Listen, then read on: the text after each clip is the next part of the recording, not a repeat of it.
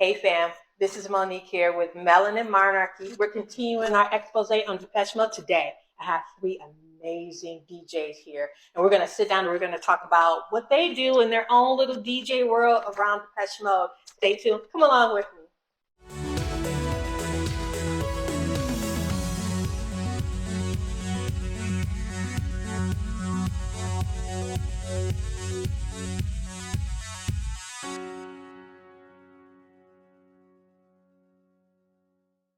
Okay, everybody, we're here. This is Monique with Melanin Monarchy, and I told you that I had some wonderful guests for you today. These guys have to be like my favorite DJ. This is where I go when I need to get happy, and my happy place. I go and I listen to these guys, and I just dance the night away. So we're just going to continue with the introductions. Okay, let's start with Chrystal at first.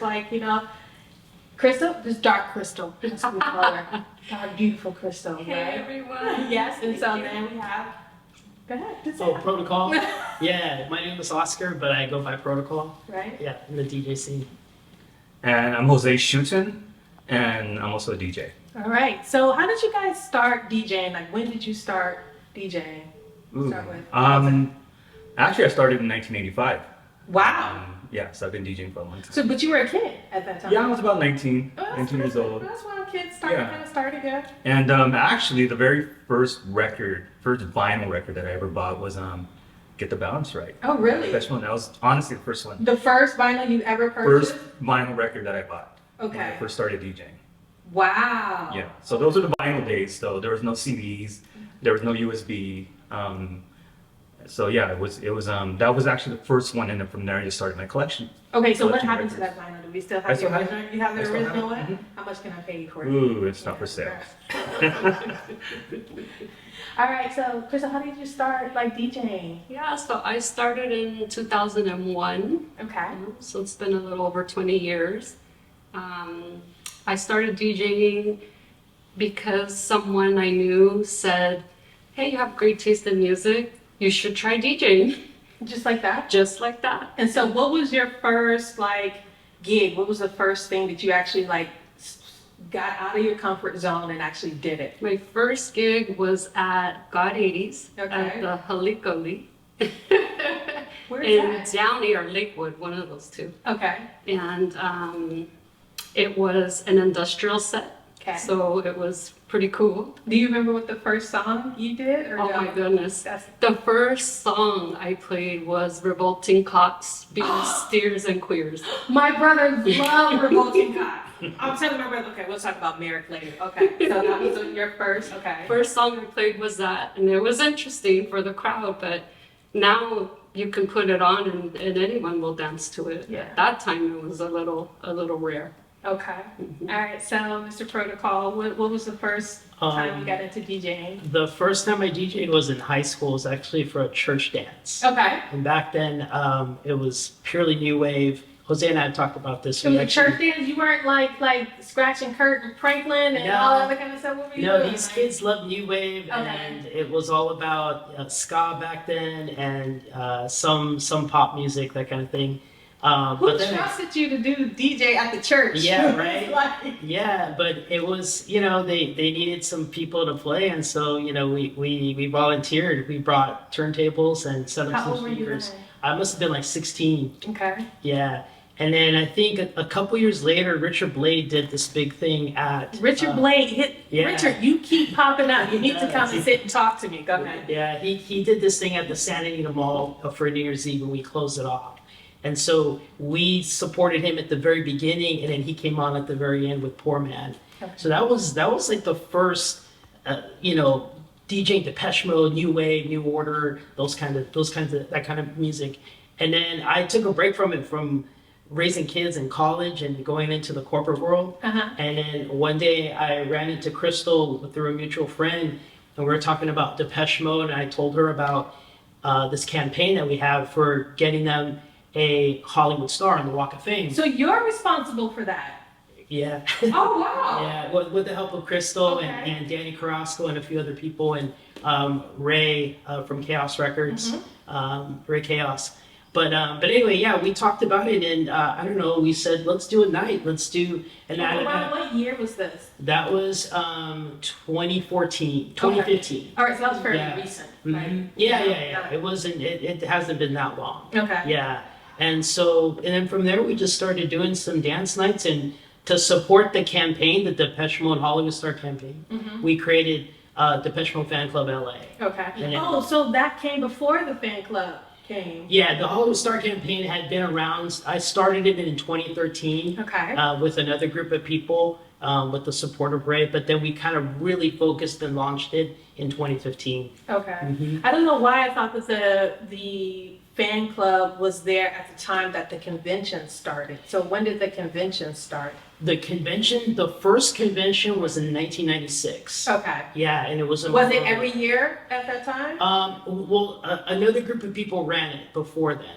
Before Ray? Yeah, before Ray. Okay, Right. I interrupted you. So Yeah. go back to the convention started what year? Well, with Ray, it started in 96, but the other group of people that called it the Depeche Mode Convention, that would have been 93, 94 maybe. Okay. A couple years before that. Okay. Yeah. All right. So Jose, were you going to the conventions at the time when it was started? Actually, I wasn't. I didn't start going to the convention, I think, till maybe like 5 years ago. Okay, why? Why did you wait so long? I didn't really know too much about it. Gotcha. And normally, I was busy and I was married at one point, and a bunch of stuff that just kind of, I wasn't in the loop. Gotcha. I was always DJing, but I just wasn't in the loop with those type of events. So how did you then, once you found out about the conventions, then how did you get involved so tightly with Ray and Oscar Well, and these guys? I mean, I've always been involved in the alternative scene, so I've always known the DJs. I've always known the promoters. I've known Oscar. I've known Chrystal for a while, but I also knew some of the other DJs that were involved at the convention once I knew about it. Okay. And it was funny because first time I went, I was like, "Oh my God, this is awesome!" you know. Yeah, that's how it was. Yeah. Yeah. And it was funny because when I got there, people were asking me, because people knew the type of music that I played, and Depeche Mode is a big part of the music that I play. Gotcha. I mean, if you see me DJ, it's guaranteed that you're going to hear me play Depeche Mode. And if I'm doing an 80s set, Gotcha. along with all the other bands like New Order and Soft Cell and, all of those. But when I got there, people were asking me, "Hey, are you DJing here?" I'm like, "No, it's my first time here." Yeah. So it was kind of like a compliment to me because I was like, "Oh, cool." I guess, people were expecting me to be there DJing, but I told them, "No, I'm just here to enjoy myself." Gotcha. So then the next year I did the same thing. And then some of the promoters that were involved, like Rich, he was telling me, he called me up one day, "Hey, I'd like you to be a part of it." Oh, so you got an invite. Yeah, and then what happened was, I guess there wasn't room for me that year. Gotcha. To be. What year was this? This was, I think, 2 years before. I think it was 2017. Okay. Something like that. And then I guess there just wasn't room for me as a DJ because they already had their lineup. Gotcha. But they were trying to squeeze me in. So Rich was trying to squeeze me in, I guess, 2 years in a row. And then another gentleman, another good friend who's a DJ, Alex Transistor, he's one of the DJs that's involved. Okay. And Oscar, since Oscar was involved with it, I mean, they played a big part in getting me to be a part of it and DJ. Okay. So all my thanks goes to Oscar and Alex for bringing me on board. So, and the reason why this is important is because this just shows what you can do in your own community and wherever you are. Depeche Mode fans, devotees, you can do conventions as well. I mean, you see how this just came together kind of organically. If you know 5 people or even 3 people, then more than likely you can start up your own convention. And that's one of the reasons what I wanted to show you what you can do. Okay, so Chrystal. So now I see these guys, right? And I've seen a lot of other DJs. I don't see a lot of female DJs. What's going on there? What's I wish there were more. Come out, contact me. Yeah. Let's play together. It just starts with a passion. Mm-hmm. That's all you really need, and wanting to do it. And there's plenty of mentors that will take you under their wing and show you. So how many female DJs have you come across when you're like out there DJing and things like that? I think there's a little more now. Okay. In the goth scene. Yeah, that's good. In the goth scene, in a typical house scene, or I hate to call it typical, but in that scene, there are less. But I do see more and more Okay. participating in the 80s scene as well. But there should be more. Okay. There should be more. I have to add that back in the day when I was just in the corporate world and working, I wasn't DJing. These two were like my heroes. Yeah? Like I saw, the first time I saw Jose was in 2014 at the Broadway bar in downtown LA. And I used to go to Chrystal's club. It used to be called Red Light, I think it was. But this was like in the early 2000s. So yeah, I was like, and then you know, I like I said, I met Chrystal through a mutual friend. It was a dance line, I forget which one. We started talking about Depeche Mode and projects and things like that. And you know, the opportunity came to DJ with Chrystal. I was like, yeah, let's do it. So but I mean, like you said, you know, things can happen organically, like when you meet people. But yeah. Now, see, this is a treat for me because I see these guys like all the time, and just like Oscar was saying, like, you know, these were their heroes. Well, these three are like kind of my heroes. So I've been trying to, like, every time I go to a party or someplace where they're DJing, I'm smiling in their face, and they're like looking at me like, why does she keep like getting into my face? That was she like, what's so weird, right? Because I'm like huge fans, and so I follow them around. So how did you guys create this ensemble? Like, how did you guys three start working? Because Jose's been doing it for years. Chrystal, and then me too, in the corporate world, raising a family, doing all that kind of stuff. Now family is growing up, so we get to be wild and crazy, right, Oscar? We get to like... I'm still there, actually. I haven't left it. Yeah, you haven't paid the bill, so back there for all your merch and stuff like that. Actually, Jose and I work in the same industry. He works in legal, I work in legal as well. So, yeah. Right. Yeah. So how did this come about, you three? Well, I mean, one of the things that we do is we each promote our own events. Okay. But there's also times when I'll ask Chrystal, hey, you know, are you available this Friday to DJ with us? Okay. Or I'll ask Oscar, hey, are you available this day? So that's how we work together. Okay. There's times when we might throw an event together, the three of us, along with other promoters. But for the most part, we hire each other, you know, to do gigs. You know, what we might have, let's say, like a goth night, I'm going to be like, okay, Chrystal, we got to call Chrystal. Gotcha. You know, if we want to have a Depeche Mode night, you know, I want both of them. You know, or, you know, there's other DJs out there Because also. what I noticed is that you guys play different things. Like, you would play something different than what Oscar would play, and Oscar would play something different than what Chrystal would play. Well, now, how does that happen? Well, what happens is, it's just through experience. Okay. And we kind of have an idea. We have like a feel for the, you know, the way we play as you're listening. Yeah. So also like when we're DJing together, if they both go before me, I'm listening to what they're playing, so I won't play the same thing. Gotcha. So it's not something that's prearranged. You're No. not saying, okay, well, Jose, I'm gonna play this, so you better not play that. You and Oscar, you're not. No. No. Okay. Right. But you're very cognizant of what each person's Yes. playing. Okay. Yes. I think we all have our own style. Yeah, I mean, the that's for sure. style, for me, speaking for myself, it's definitely B-sides of Okay. Depeche Mode. It's gonna be the darker side. There can be a poppy element, and there can be a darker side of Depeche Mode, as we all know. Right. And yeah, I mean, I'll throw One Caress up at 12:30 at night. I do not care. Yeah. so So- if I love it, it's gonna go on. So if you love it, it's gonna go up there. It's definitely gonna go up. So Oscar, how do you choose what you're gonna do? Because you're a lot visual, really, really visual. Yeah, so. I mean, I really focus a lot on the video DJ part and just putting a lot of visuals together. And so I start with the visual, then I'll throw in the music on top of that. But yeah, like Chrystal's excellent at putting together and, you know, arranging and curating all the dark stuff and the B-sides. I stick with the what people like. Okay. Like, you know, the Personal Jesus, the Everything Counts. You know, lately I've been playing a lot of the live stuff. Okay. Like from back in 1985, you know, at Wembley Stadium, or and my favorite, of course, is the Rose Bowl, 1988 to June 18th, 1988 stuff. So I like mixing a lot of the live stuff, and then even with the video stuff, I'll take Everything Counts and then start with an early live track and then mix it in with a mid-year and into a current year. So you can see the different years, the progression, you know, as Dave's changes, you know, Yes, that kind of thing. He went from short hair to this long hair thing, and now back to this short hair, fancy looking thing that he's got going on. Right. I know, with the vest and the jacket. Yeah, fancy, he's right. so posh. We love it. We love it. Yeah. And our people, they come out to see us with Depeche Mode Fan Club LA, you know, with Chrystal and I, and then we invite Jose. That's what they come see is the stuff. And then Chrystal has been doing video DJing for longer than I have, and so she's brings her element to it. So it's just, yeah, we collaborate, you know, we feed off each other. You know, I learn from Chrystal, and, you know, Chrystal asked me a question, and, you know, I'll Jose and I, we spent 30 minutes yesterday talking about just DJing and mixing and beat matching and perfecting the art form and that kind of thing.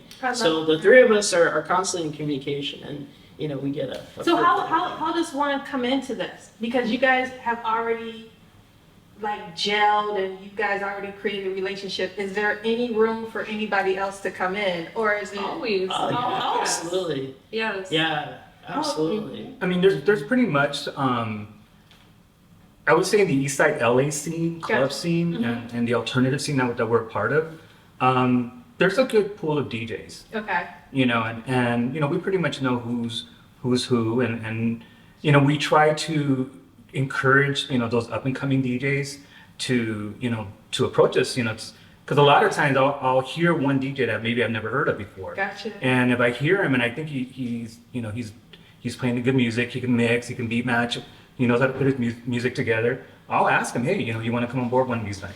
Oh. You know, Okay. you know, because I believe in the thing. I guess the thing that I've been trying to do for the last few years, which I haven't been able to do, and I did kind of mention my age group. It's all of our age groups. I don't know why you act like you're a dinosaur. Well, I'm trying to pass the torch to somebody. Okay. You know, that's really what it is. I've been trying to pass the torch to somebody that can come and just kind of like really take over. Gotcha. You know, I'm not saying amongst them, but more with me. You know, because there's going to be a day that I'm going to want to step back from this. Really? Yeah. Why? I mean, I would think like when you're king, like. Well, I mean, I could do that, you know, Yeah. but it's just one of those things where I've just been, I want to groom somebody, and I've had a few people that I thought could do it, but it just didn't work out that So way. if you guys out there, if you have, you know, somebody, or you guys have somebody in your family, a younger person who loves Depeche Mode, and they want to go ahead and get into DJing and get into more of the musical side, because I don't know much about music except Depeche Mode. This is what this is for. This is for you. This is to let you know there are people out there that you can reach out to. You're not by yourself. You're not alone. There are avenues for you to reach out. Or continue. Go ahead. So you're just looking to pass, or you're looking to mentor somebody. That's your desire. because, I mean, right I've now. done that a few times in the past. Yeah. But you know, recently, like I said, I've been wanting to, mentor somebody, you know, to kind of, you know, step in and you know, kind of take over, not so much my name, but you know, somebody that, you know, I'm still saying me. You can. Yeah. yeah, I guess, you know, just somebody that, you know, they'll know, okay, that he came from Jose or she came from Jose, Gotcha. you know, and she's. So this would be cool to have like a class. If you guys ever did like a class on DJing, that would be something that. I mean, I've done it. I mean, I do it on a personal level, Yeah. one-on-one. But it really depends on like what Chrystal said. It's all about the passion. Gotcha. You know, you have to have the passion for the music. That's not to say just Depeche Mode. I mean, it could be anything. It could be hip hop. It could be, you know, Spanish rock. It could be, you know, disco, whatever. It doesn't matter. As long as you have the passion for the music and the passion to learn. Okay. You know, that's the important thing, because it's just like anything. You know, I was talking to Oscar about this yesterday. And you know, it's like in sports. You know, you practice. It's everything's repetition, Yeah. and you're preparing yourself for the game. With us, we're preparing ourselves for the show. Yeah. You know, the club night, and it takes a lot of time. You know, but the thing is, you have to take the time, you know, to get to that point where, you know, you're a respected DJ and people are like, oh my God, you know, that's, you know, we want to go hear her play or hear him play. You know, it takes a lot of time and effort and passion. And so this is what happens because I live, you know, further south, so I don't get a chance to come up to LA very often. But when I do come up, I do see that in you guys, all the effort that you put into it, because I get excited the fact that you guys do that, and you do take out your time, and then you stayed late, because we're partying until like 1 a.m. And then you guys have to stay after that to get all your gear and to make sure Yeah. everything is, so that takes a lot of dedication and stuff like that. And I just wanted to say that I appreciate it. Now, we're gonna talk a little bit about Depeche Mode. Have anybody met Depeche Mode? Any of the members of Depeche Mode? Okay, Crystal, you go first. Oh, okay. So I've met them a few times. So who did you meet? You got to be specific. I've met all of them. Okay. Like Crystal's one of the few that's met Dave Gahn. Really? That's the hardest to meet. All right, you should. Right, we're gonna put that picture up. There's a picture with her there, so we're gonna put that picture up. Okay. So to start there, Okay. the story of that picture, which is one of my favorite pictures that I own, it sits on my counter in my home. So I look at it every day. That moment actually happened organically, and What year was this? oh my goodness, I'm so bad with years, but it was the 2017 Spirit Tour. oh, It was thank that. It was that. Oh wow. Okay, so that was the last tour before this one. you. Yes. Yeah. And so what had happened was What happened, y'all? I won a contest to take over the DM page for a day. Okay, I remember that contest. So I was able to share my story with all of the fans. And when I went through that process, I started. I actually won another contest. Sorry, two different contests. Was to go to see Depeche Mode at the Hollywood Forever Okay. Cemetery, and it was a small. I didn't hear intimate- about. Oh, they did a small It thing. was very small. I think it was under 200 people at the Hollywood Cemetery Lodge. Okay. So we were front row, and I saw. Sorry to interrupt you. I believe it was at that same cemetery. The lead singer of The. oh, He Yeah. was. He was there. Okay, Yeah, continue. yeah, Go yeah. ahead. Yeah. sure, yeah, I love them. Yeah. This is the day, right? Yes. Yeah. Yes. Yes. Yeah. Yeah. So at that show, it was myself and a friend that I could bring when I won that contest, and I brought my friend Danny, and we wanted to get backstage, but it was only friends in industry. So there was no backstage guest list. So what we did, we went and hid in the cemetery at Hollywood Y'all listen. Forever. Wow. Don't do this. Don't do this seriously because some of y'all have scared Dave. Like really. So we like Martin walking around with Peter Gordino. We like that. So please don't act like Monique. Don't do that. We Just don't. go ahead, Crystal. No, Okay, we go were ahead. They hid in we the were- cemetery, y'all. We were very calm about it, but we went in and waited in the Like cemetery behind, did you behind the tombstone? What you- behind the tombstone. Check it out. Check it out. We waited for people to come out, and we just asked, "Hey, we're huge fans. Would you give us your wristband?" And people did. They gave us their wristband, and we went upstairs. So as they were exiting, we were able to go in. We were able to get, I think, 4 people in there, but we weren't crazy fanatics. We were calm. You were being We were- That's we the just- key. If you don't act like Monique, if you just breathe, and you act like you belong there. You know, Yeah. act like you belong. That's exactly how we acted. Yeah. And as soon as I saw Dave, I was just like, okay, How did you not freak out? I really had to compose myself. Okay. And That's literally, all God. Because Yeah. I wouldn't even be a. Yeah, go ahead. I Sorry. literally was That's just holding my breath a bit. But I just went up to him and asked for a picture, and he noticed I was so nervous, and he actually took the picture for me. Oh wow. So Oh, wow. that's why it's in the angle it's in, and I was just like, oh, thank you, so nice to meet you, and just left because less is more. You gotcha. Yeah. So I didn't want to overwhelm him. And in that same encounter, I was able to meet Martin, able to meet Fletch. Oh my gosh. Yeah. So, that just Anybody? makes- Any other encounters? Any other stalkers? Yeah, I was. Jose, not the stalker. You see how cool Jose is? I was like, yeah, wow. I was You know, at- they I came was over at- to my house. No, mine is kind of funny because I was at the Killers concert Okay. at the Hollywood Bowl, and I'm walking out of the restroom, and my friend's out there waiting for me, and he's all, "Dude, Martin Gore's in the bathroom." I'm like, "Shut the hell up!" I didn't believe him. Yeah. He's all, "Dude, I swear, go in there and go get his autograph." So I walk in there and I didn't see him, so I walk back out, and he's right there. So I run up to Martin, and I'm like, "Hey, bro, do you mind if I take a picture with you really quick?" He's all, "Yeah, no problem." He goes, "But do it fast." He goes, "Because I don't want anybody to know that I'm here." Gotcha. Okay. You know. Okay. So my friend just took a quick picture and shook his hand, and that was it. So just that simple. Yeah, it was that. It was just by chance, He was in the loo. He was in the restroom and he walked out, and I'm sure he washed his hands. And You didn't care at that I time. hear. You didn't- Nobody asked Martin to watch it. But I did get a picture out of it, and it's on my Instagram. But yeah, that was my only moment with one of the members. All right, so Oscar, do you have any account? I've met Martin a couple of times at his DJ sets. Is he? The first time was How do in you 20. find out? How do you find out about his DJ sets in Santa Barbara, right? Yeah.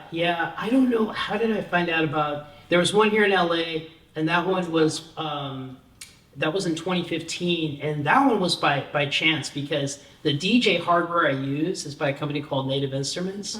Martin Shout out uses to the Native same. Instruments. Shout out to Native Instruments. They use the same stuff, and they were hosting an event for him. It was a charity to raise money for a school. Okay. And so Native Instruments was one of the sponsors, and I got this email, and it said Martin Gore of Depeche Mode DJ set, and I quickly responded to that. I think Chrystal, you were there. Oh, you were there And, too? Yes. Yeah, so that was the second time. I actually got to talk to him at that one. But the first time was at a DJ set before that in Santa Barbara, his hometown. Gotcha. I think that was in 2013 or 2012 or something like that.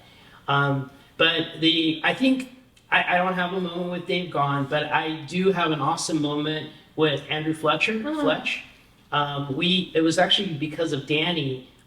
He was able to get Chrystal and I and backstage at the Las Vegas show in 2017. Okay. At the post party, the after party, and I went up to Fletcher and I said, Andrew, what do you think of the Depeche Mode Hollywood Star campaign, the project that we're doing?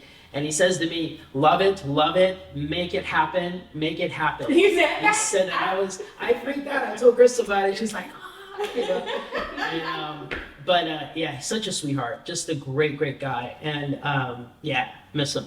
We him a miss lot. you, Andrew. For all of Fletcher's family out there, again, we just want to say that we love you. We're continuing to pray for you, and we're just so glad that we had this time with Andrew. And 60 years he had, right? And so we had 40 of those years with him. So we love that. Okay. Yeah. So what's next with you guys? What are you guys thinking about doing next? You mentioned there's the Smith and Morrissey convention coming up. Are you guys all going to be DJing there, or Jose? I'm not. Jose says no. Chrystal.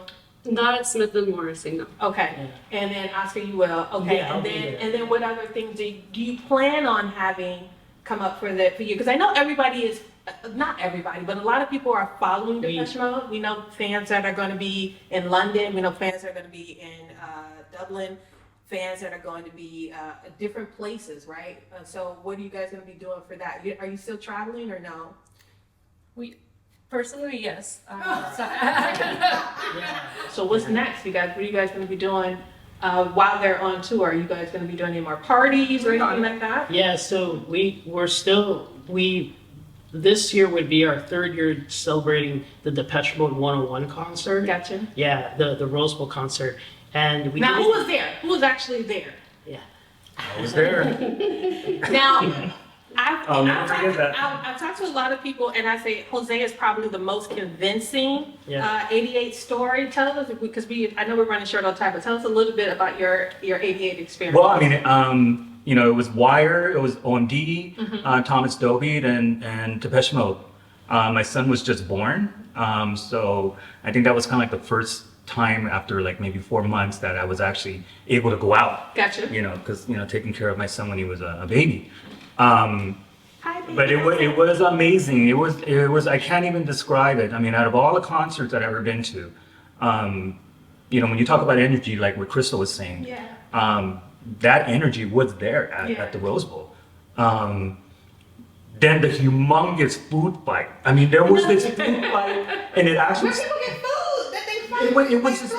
It was cups, papers, the things that hold the drinks. Yeah. Just everything was being thrown. I mean, this went on honestly for about 15 minutes, but it was the whole stadium. Okay. Imagine the whole Rose Bowl and just food and cups and everything just flying everywhere. And actually, that And food nobody fight. got thrown out? No, it started actually behind us where I Okay. was sitting. It was crazy because all of a sudden you start seeing things flying, and then it just started spreading, and then it was the whole stadium.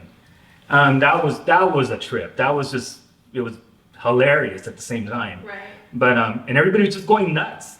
And then then when Depeche Mode came on, it was just the way the music started. Yeah. And they had like these two huge like curtains on the side. It was, and then it started raining. Oh. It started raining. Shoot, I forgot which song it was. I think it was Black Celebration or one of the songs. And the stage was right here, and I was kind of like here on the side. So you could actually see the lights going onto the stage, and you could see the water coming down. It was just an amazing moment, an amazing sight. And it's funny because a lot of the people that I do know that have gone, they always remember that moment when it started raining. You know, and it rained probably just for a little bit. But you could see the raindrops coming down. But yeah, I walked out of that concert and I was just like, oh my gosh, you know, I can't believe what I just experienced. Yeah. You know, but it was awesome. All right. You know. All right. So anybody else like? I live 2 miles away from the Rose Bowl and I heard the whole thing from the roof of my place. True story. I woke up like 2, 3 in the morning, freezing, like, Yeah. because I fell asleep. Uh-huh. But yeah, you could hear it that loud back then. Wow. It was so intense. Yeah. Yeah. I was too young and I didn't have any money. I think I mowed lawns. I didn't save enough or something like that. So Yeah. I listened to it from outside. I think, for me, growing up in Detroit, it was really hard to find, because my brother left. He went away to school. He went away to college. And so I was just kind of, when Violator came out, that's when I really wanted to go to a concert. 1990. I was kind of age. I was in high school, but I couldn't find anybody to go to me. And I've told this story before, and I have to tell it again. So I kept the Violator CD in my mother's car. And my cousin Erica, my cousin Nikki, she gets into the car with me one day and she sees the tape and she looks at it and she goes, "Is this a gospel tape?" And I started laughing because I realized the names of all the songs. Of course, she would think that. Then there's Rose, like right on. But yeah, I was also my brother, he wasn't there to take his little sister. He would take me to different clubs back then, because back then if you were a teenager, you can get into certain clubs that were playing music. And so, but he had left, and so I didn't have anybody, so I didn't get a chance. My first Depeche Mode concert was Songs of Faith and Devotion. Oh, wow. And when you talk about the opening, when they, like the bass, they had the curtains, right? And then the bass, I remember that feeling. I remember the bass coming out from the inside of me, like out. And I went by myself because I said, if I can't find anybody to go with, I'm gonna go by myself. And I was in college at that time. What city did you catch it from? It was in Detroit. Okay. So in Detroit, we have Canada and we also have Detroit right there. So I actually went across the border to Canada to buy my tickets, which I shouldn't have done because I could have gotten better seats if I just would have stayed my behind in Detroit and bought them there. But yeah, I was by myself, and the played was the opening act for them then, and I just remember like feeling, and it was a wrap. Yeah. It was a wrap for me. It was just like, this is it for me. So I get what you're saying about going to Mexico, and you're like, you feel, sorry, you guys are not Spanish, so Mexico. And you feel that kind of, that energy when you're there. Yeah, but again, even being in Detroit, still, LA for me, like you guys here and your energy with the music is on another level. So, but how do you guys feel about the new album? What do you think about it? I love it. You love it, Oscar? It's incredible. Song. I love People Are Good. Oh, you like that? Yeah, I love that song. I love the lyrics of that song. Yeah. That song is like something you would only know now in your age. It's like they write for the different times of your age. Yeah. And what you're going through is what they're going through. And I was sitting with my friend John, and I was saying, what the hell is Martin going through? Yeah. Where did he get this from? Yeah. And why is it so relatable? Yeah. You know? And I wonder, does you know that? I know we're running short, but I want to get this in about the lyrics. My favorite song is Soul With Me. Yeah. That one right there, Yeah. as soon as I heard that, I was like, this is electronic gospel. This is like, this... That's what I was thinking. There's a lot of R&B in that. It's amazing. Amazing. Yeah. And so I'm like, when he's writing, and Dave is a great writer as well. You know, we're not going to diminish Alan's or Dave's writing, but when Martin writes, I'm thinking that too. Like, what are you reading my mail? Like, what's going on? You peeking into my what's creepy? It is very, but it's heavenly. Yeah. It's really, really heavenly. It's like he just has this gift for words and for writing. And I know he's mentioned it before, like writing, like words and writing means. So, I mean, me and my kids, we think about who are the greatest lyricists. You have Stevie Wonder, you have Dolly Parton, you have Prince, you have people who have written a lot. But Martin has to be up there. For me, he's up there. So Absolutely. All right. So, is there anything that you wanted to tell the rest of the devotees while we're wrapping up on this one? Just when you plan on doing something next? Like, what's the next? Because you're traveling with Freddie, right? Yeah, I've been doing that. I With just got back from Devotional, Atlanta. right? Yeah, Which is great. that was an awesome event. I was gonna go with them to Sacramento on May 20th, but that's the night of Cool World. Oh. So I told Freddie I couldn't go. Okay. Plus I have another gig to do after that. But this Wednesday night we're doing a Depeche Mode night at one of the clubs that I DJ at sometimes. Okay. We call it the Breakfast Club. The Breakfast Club. They're and going to be there this Wednesday. Yeah, this Wednesday right? night, which is at Club Cities in East Los Angeles. So I'll be there Wednesday. And then the other Depeche Mode thing that we're gonna do is that I'm doing with these two. Oh, where's that? If we can get it together, on June 18th. Okay, June 18th. So June 18th. June 17th. June 17th. Saturday, June 17th. Saturday of June Yeah. 17th. Is it going to be in Pasadena or is it going to be somewhere That's what we're else? trying to shoot for is Pasadena. We're If shooting, not, okay. We'll find a location. And see- We'll announce it. And this is good if you're trying to do your own thing, talking to these guys or people like them who can help you negotiate when you're dealing with clubs and Yeah. you're dealing with promoters and things like that. And because we fans, we expect that. We expect you Yeah. guys to get it together. Yeah. Like as soon as possible. So, because we work all day, so we want to be able to do something, Yeah. So thank you guys. Yeah, Thank but you so I much. also want to mention that in December for the December shows, we're also working on some pre-parties, Okay. some after parties, and we'll then the announce those convention. as well. Right, and Oh. of course our Depeche Mode convention. Do we know what's the date of the convention? Um, Did Ray say yeah, that? it is. It's in November, and I forget. It's- Okay, but we know it's Yeah, going to be early in November. November. Early Yeah. November, Yeah. Depeche Mode convention in Los Angeles. Hollywood at the Avalon. At Hollywood. It's been at the Avalon for a Yeah. few years. It's a great venue. I actually love it. I actually like the people there. They were very sweet to me when I was live streaming. And Richard Blade Okay. is always the host. Yeah. And Richard Blade, we love you, Richard.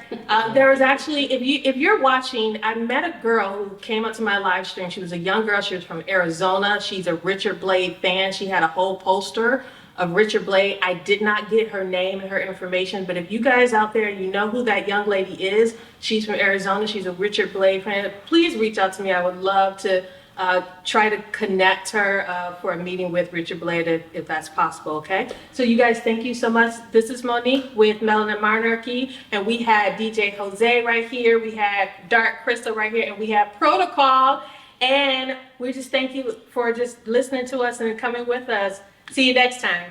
Thank you.